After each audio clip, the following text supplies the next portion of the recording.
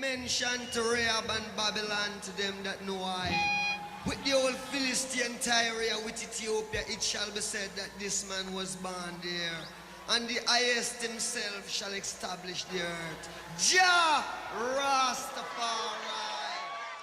Всем добрый день! Сегодня поговорим о Бобе Марли. Его песни любят и знают наизусть все поклонники музыкального направления под названием регги. Марли стал своеобразным родоначальником этого музыкального жанра, и сейчас, на протяжении многих лет после своей смерти, он остается самым популярным и известным в мире исполнителем таких песен. Его образ как музыканта – мужчины с длинными дредами, обязательно в растаманской шапке, с неизменно широкой улыбкой на лице и с гитарой в руках, стал олицетворением регги, как оно есть.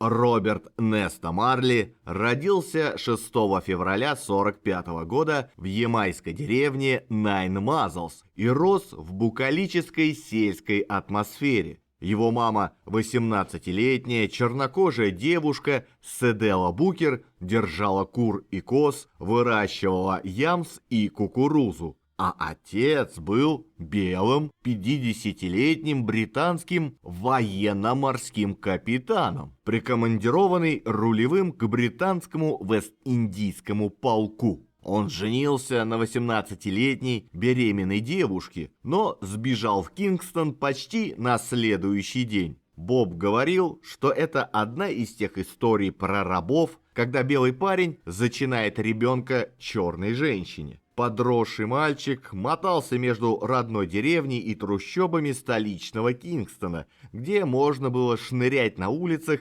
и играть в футбол со своими друзьями. Будучи подростком, Боб Марли отправился в Кингстон в конце 50-х. Как и многие до него, он и его мать в итоге осели в его бедном районе Тренчтауне, а его друзья были такими же уличными подростками, не терпящими своего низкого положения в обществе Ямайки. Одним из близких друзей Марли стал Невилл О'Райли Ливингстон, впоследствии известный как Банни Ливингстон, с которым Боб сделал свои первые неуверенные шаги в музыке. Эти двое ребят восхищали своей необычной музыкой, которую они заимствовали из эфира американского радио, особенно радиостанций Нового Орлеана, передававших новейшие мелодии таких артистов, как Рэй Чарльз, Фэтс Домино и Брук Бентон. Боб и Банни также интересовались чернокожими и вокальными группами, такими как The Drifters, которые были чрезвычайно популярны тогда на Ямайке.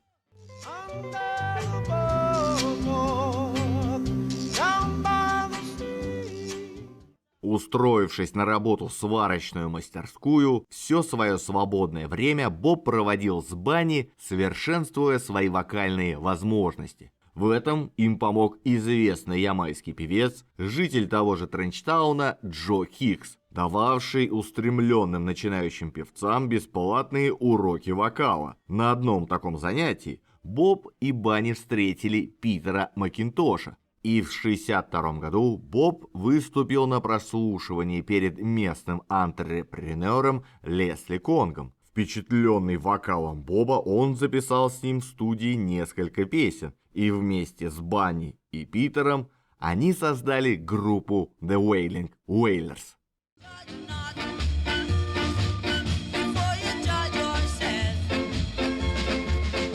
У группы появился также наставник, растаман и барабанщик Алвин Паттерсон, который представил ребят Клементу Доду, продюсеру из Кингстона. И летом 1963 года Дод прослушал The Wailing Wailers и, довольный результатами, согласился сделать запись. Они выпустили свой первый сингл последней недели 1963 года, а к январю следующего этот сингл занял первые строчки ямайских хит-парадов и сохранял эту позицию на протяжении 2 месяцев. Песня стала сенсацией на Ямайке, и группа стала регулярно записываться на студии Коксона Дода.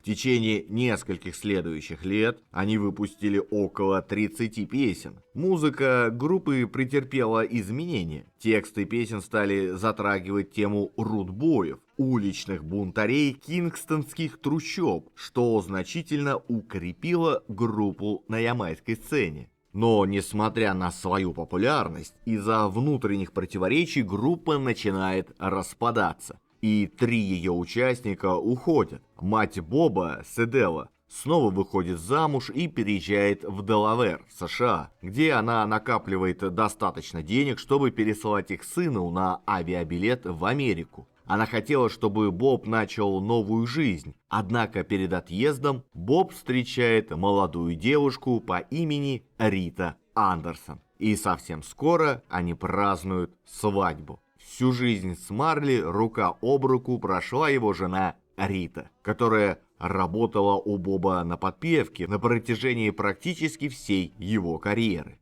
Но в начале карьеры Боба пара жила в любви и согласии. Однако с приходом невероятной популярности муж стал все реже бывать дома и все чаще заводить случайные романы. Все дети, а их у читы Марли целых 4, в настоящее время так или иначе связаны с музыкой и другими видами творчества. Всего же у самого Марли 11 детей, не считая одного приемного сына. Рита проявила героические черты, зачастую воспитывая и родных детей, и отпрысков Марли от интрижек с другими женщинами. В свое оправдание он говорил, что он хочет много детей и просто не желает утруждать Риту многочисленными беременностями. Кстати, свою самую популярную песню «Нет, женщина, не плачь» Марли посвятил именно своей единственной законной жене. Она признается, что хоть ее отношения с Бобом можно назвать нормальными с большим трудом, она простила бывшего мужа и хранит о нем нежнейшую память.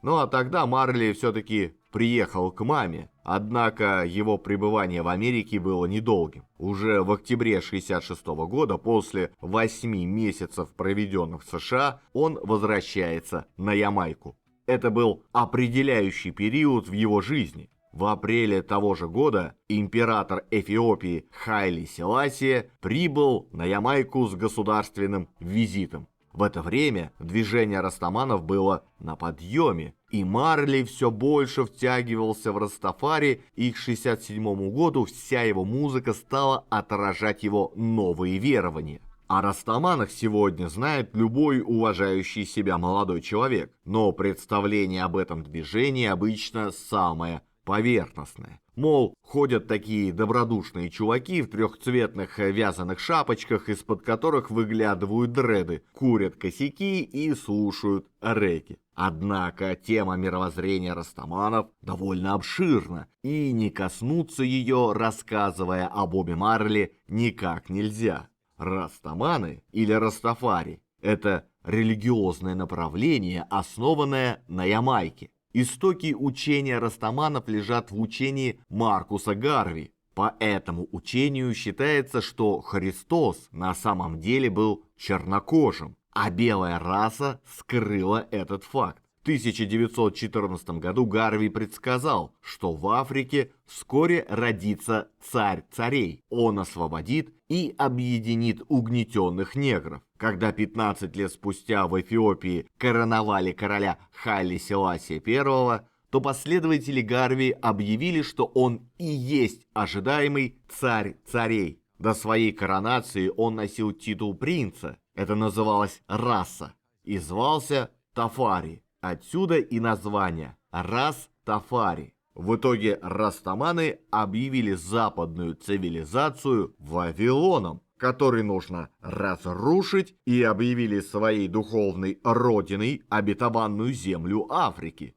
То, что царь царей в 75 году вполне банально умер, верующих совершенно не переубедило. Возможно, растафарианство так бы и осталось курьезом негритянского национально-освободительного движения, если бы не харизматическая фигура Боба Марли, который великолепно сумел популяризировать два достояния Ямайки. И вторым достоянием была музыка регги. Для этого стиля характерно то, что ритм-секцию составляли не ударные и бас, а ударные с характерными сбивками и ритм-гитара, а бас, напротив, вел мелодическую линию. Также, если в роке и блюзе ритм имеет ударение на вторую и четвертую долю, то в регги на первую и третью. Впрочем, и без музыкальной терминологии всякий, кто хоть раз услышит эту музыку, не спутает ее ни с какой другой. Слушая музыку регги с ее мажорными знойными ритмами, действительно трудно поверить, что формировался этот стиль вовсе не для того, чтобы услаждать слух отдыхающих на пляже.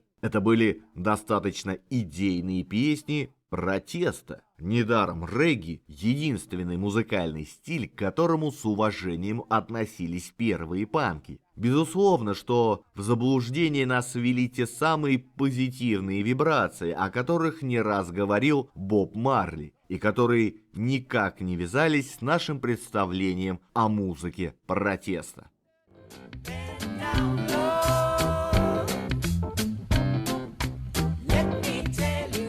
В итоге гимны рудбоем ушли в прошлое. Их место заняли песни, поднимающие духовные и социальные вопросы. Марли воссоединился с Банни и Питером, чтобы заново создать группу, известную как The Wailers.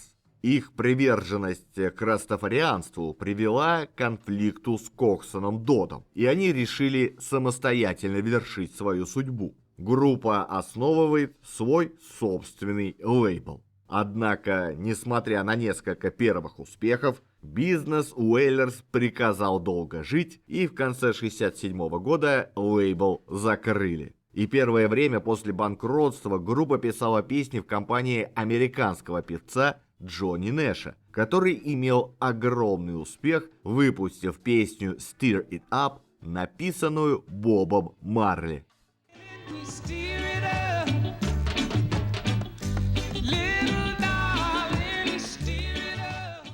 Тогда же Уэллерс повстречали Ли Перри, чей продюсерский гений превратил студийную записывающую аппаратуру в инструмент создания произведений искусства. Вместе с Перри они сделали несколько лучших записей за всю историю Уэллерс. Песни этого периода стали не только классикой регги, но и определили направление развития этой музыки.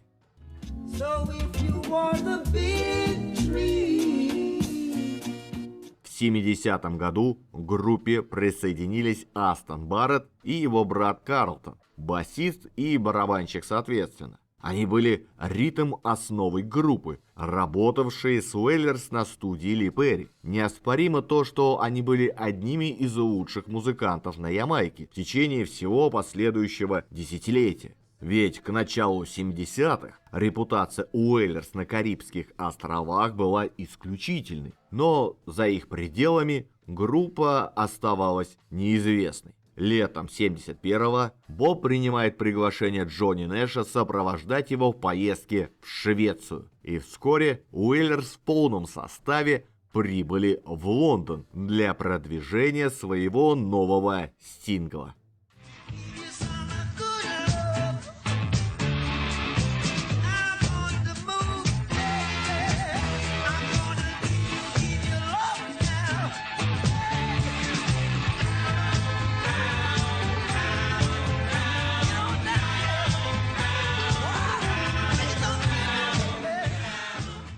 А если вам нравится ролик, не забудьте подписаться и поставить лайк. Если хотите послушать музыку, заходите в мою группу ВКонтакте. Там я собираю все треки из роликов, а в своем телеграм-канале я делюсь впечатлениями при их создании. Все ролики я делаю самостоятельно в свободное время после работы на чистом энтузиазме. Поэтому, если вы считаете, что мой труд достоин поддержки, помочь мне вы можете через сервис Boosty. Также веду страницу на Яндекс.Дзене. Если пользуетесь им, буду рад видеть вас и там. Все ссылки оставил в описании под видео. Решив сделать отчаянную попытку поправить положение дел, Боб Марли пришел на студию компании Island Records и попросил встречи с ее основателем Крисом Блэквеллом. И Крис, недавно лишившийся ямайской звезды в лице Джимми Клиффа, согласился на замену. Вообще, Island Records, созданная в конце 50-х в Кингстоне, была ориентирована изначально на продвижение ямайской музыки в Британии. И к 1962 году Блэквелл понял, что, переместив компанию в Лондон, он сможет обойти своих конкурентов. И в мае 1962 года его компания обосновалась в Лондоне и Бирмингеме, где проживало большинство британских выходцев с Ямайки. Зажигательный ритм ска быстро занял прочные позиции на танцполах Англии, и в 1964-м Блэквелл выпускает международный хит «Милли».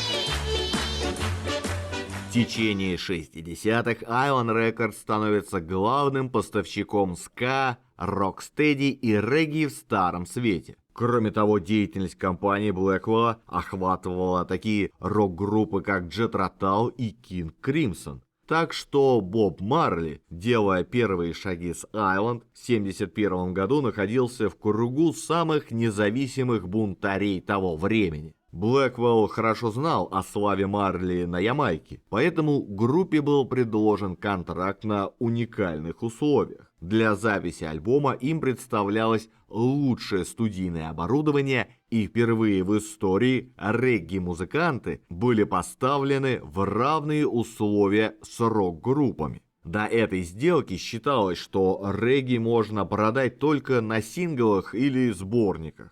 И вскоре вышел их первый альбом, под стать названию, которое можно перевести как «Прикури» или «Лови огонь», был и конверт пластинки. Весь квадрат обложки занимало изображение зажигалки Zippo. К тому же верхняя часть картонной зажигалки откидывалась, как у настоящего прикуривателя, обнажая саму пластинку. Конечно, такая обложка оказалась весьма дорогостоящей в исполнении, ведь соединять два элемента зажигалки приходилось вручную. Поэтому оформить таким эффектным образом весь тираж пластинки не удалось. В зажигалке вышли только первые 20 тысяч копий. Дальнейшие допечатки были одеты в обычный конверт с крупным портретом Боба Марли, курящего огромный косяк. Этот альбом сделал из Боба Марли и The Wailers звезд международного масштаба.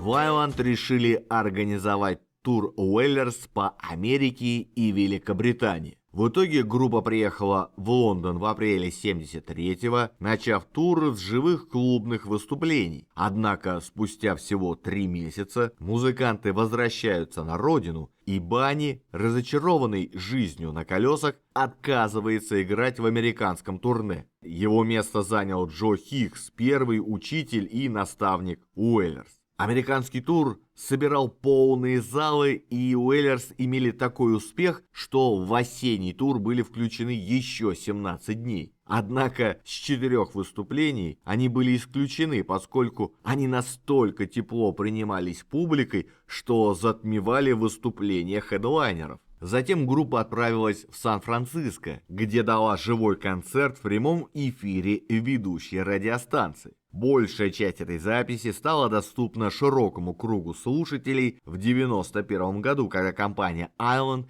выпустила альбом Talking Blues. I'm saying talking blues, talking blues, talking blues.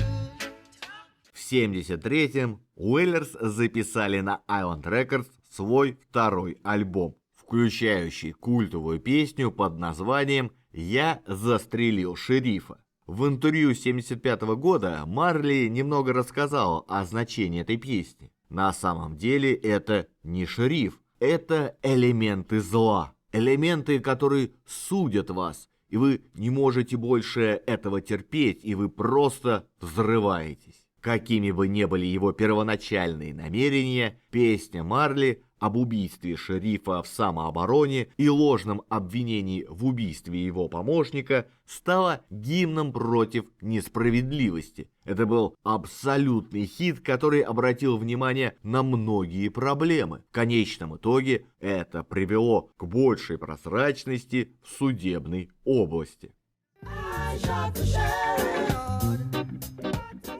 В июле 1974-го Эрик Клэптон выпустил собственную версию песни Боба Марли, взлетевшую на первое место американского хит-парада.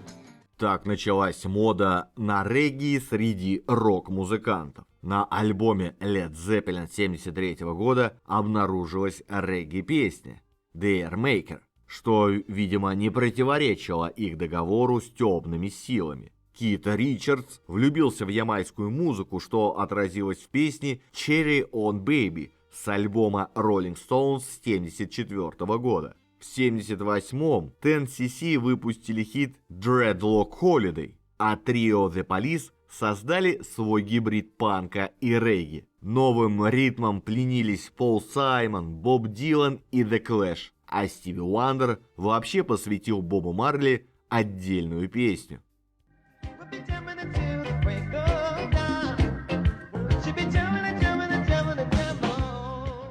В течение 1974-го Боб проводит много времени в студии, работая над новым альбомом. Между тем в группе наметился раскол. Старый друг Банни ушел, потому что не мог найти за границей еду, чтобы питаться по системе, одобренной растафарианским движением. Питер тоже рассорился с Крисом Блэквеллом и начал сольную карьеру. Теперь группа The Wailers с новыми музыкантами стала средством для самовыражения одного лишь Боба Марли, который отныне гордо занимал центр сцены в качестве вокалиста, автора песен и ритм-гитариста. Альбом Natty Dread был выпущен в феврале 1975-го, и к лету группа снова отправляется в турне. Место Банни и Питера занимают женское трио в составе жены Риты Марли и двух девушек Марси Гриффитс и Джуди Моуат. Тогда же они дают 2 концерта в лондонском театре Люцеум, которые остались в истории как самые яркие представления десятилетия. Благодаря Бобу Марли и Уэллерс музыка регги становится мейнстримом. В ноябре, когда музыканты вернулись на родину, где собирались дать совместный концерт со Стиви Уандером, они были встречены как величайшие звезды Ямайки.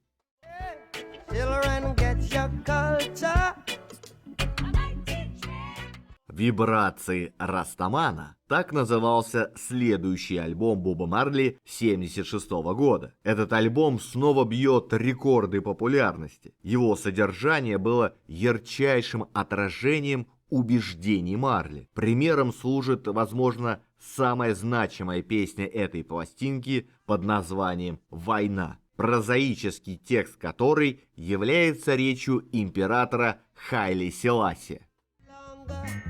First class and second class citizens of any nation. Международный успех Боба Марли укрепил его растущий политический авторитет. Его непоколебимые растафарианские взгляды вызвали сильный резонанс среди молодежи ямайского гетто. Участие Марли в политической борьбе на Ямайке проходило в обстановке настоящего экстремизма. Борьба между левой национальной народной партией и правой лейбористской партией доходила до вооруженных столкновений. Поначалу Марли поддерживал левого премьер-министра Майкла Мэнли. И хотя потом, став популярной фигурой, Боб не хотел выступать ни на одной стороне, в разгар очередных выборов решил таки выступить в 1976 году на концерте, организованном Мэнли. Прямо перед концертом его семью и гостей его дома бандиты подвергли настоящему обстрелу. Чудом обошлось без смертей. При этом раненый Марли не отказался от выступления, заявив: «Люди, пытающиеся сделать этот мир хуже, не берут выходных. Как я могу это делать?» Именно после этого музыкант записал и выпустил еще одну широко известную песню под названием «Одна любовь». Так как в ней были использованы мотивы песни «People Get Ready», написанной Кейтом Мейфиллом и выпущенной группой Impressions в 1965 году, Марли решил разделить авторство. В результате его версия стала проходить под двойным названием «One Love, People Get Ready». Конечно, светлая песня с такими строчками тут же стала символом мира, братства, примирения и единения. И в 1978 году Марли удалось невозможное. На своем концерте он таки заставил примирительно пожать руки извечных ямайских противников, прокубинского социалиста Майкла Мэнли и проамериканского консерватора Эдварда Сига. В том же году в резиденции ООН певцу вручили медаль мира.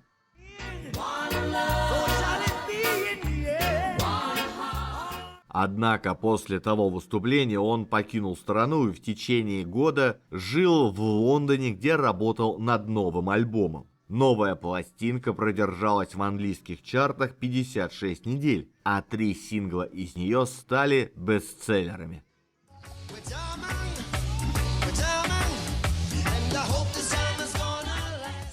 В 1978-м 4-е место в английском чарте занимает новая работа Марли. Альбом собрал разнообразные по своему настроению песни о любви и, конечно же, силе ганджи. Группа дает концерты в Англии и Америке и записывает второй концертный альбом. 9-й альбом Боба Марли выходит летом 1979-го, и вот уже его тематика – солидарность африканских государств в борьбе за независимость.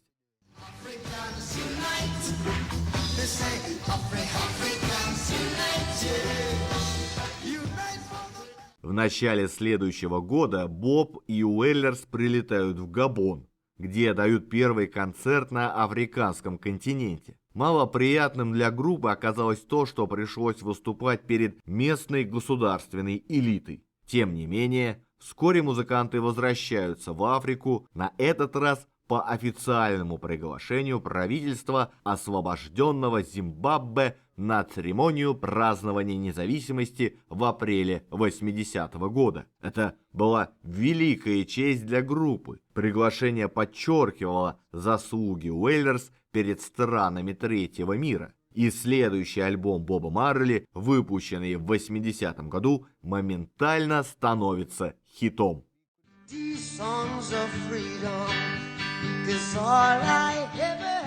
Уэллерс отправляются в большое европейское турне, которое бьет рекорды популярности по всему континенту. Группа дает самый большой в своей истории концерт в Милане, более 100 тысяч зрителей. Без преувеличения можно сказать, что Уэллерс были тогда самой популярной группой в Европе. После окончания этого турне группа едет в Америку, дает 2 концерта в Мэдисон Сквер Гарден, после чего здоровье Марли резко ухудшается. Смерть к Бобу Марли пришла не от пули, а от болезни. В 1977 году хирурги обнаружили у него злокачественную меланому на большом пальце ноги, возникшую после футбольной травмы. К концу 80-го года рак в своей наиболее опасной форме поражает все тело Боба. Он борется с болезнью на протяжении 8 месяцев, находясь в одной из лучших клиник Баварии. Но все же, спустя некоторое время, болезнь берет свое, и в мае Боба перевозят на Ямайку. По пути на родину 11 мая 1981 года в госпитале Майами Боб Марли умирает. Его последними словами были: «Жизнь за деньги не купишь».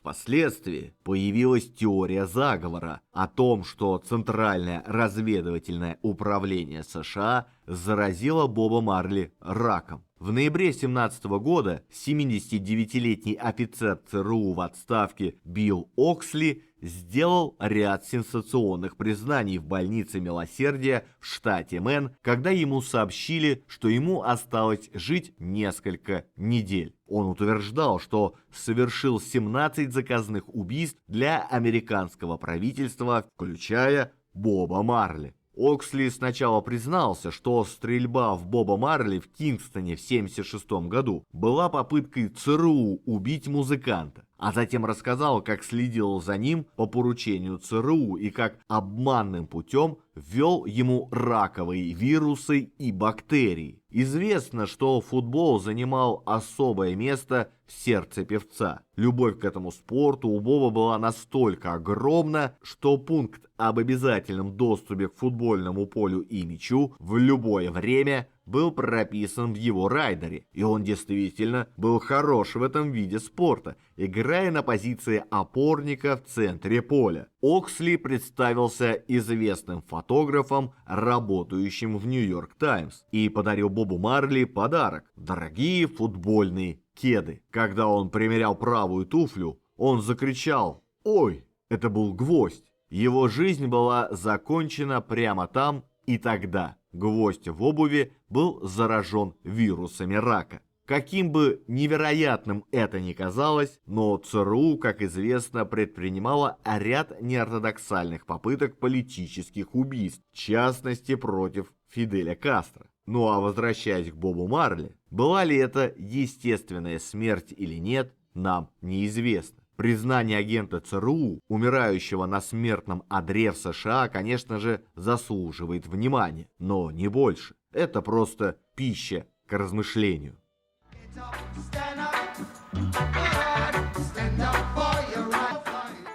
За месяц до смерти Марли был награжден орденом за заслуги, третьей высшей государственной наградой Ямайки. 21 мая 1981 года состоялись всенародные похороны Роберта Неста Марли. Его тело было перевезено к месту его рождения и захоронено в мавзолее. Ему было 36 лет. Исключительное место, которое занимает в истории регги Боб Марли, обусловлено не только тем, что он стоял у истоков. Прежде всего, оно отдано Марли в силу его уникального таланта, сочетавшего в себе безусловную музыкальную одаренность с религиозной экстатичностью. Всякому, кто слушает музыку Марли, следует сразу иметь в виду, что понять ее без хотя бы беглого ознакомления с историей растафарианского движения невозможно. Нельзя воспринимать ее как простую часть поп-культуры и слушать духовные гимны,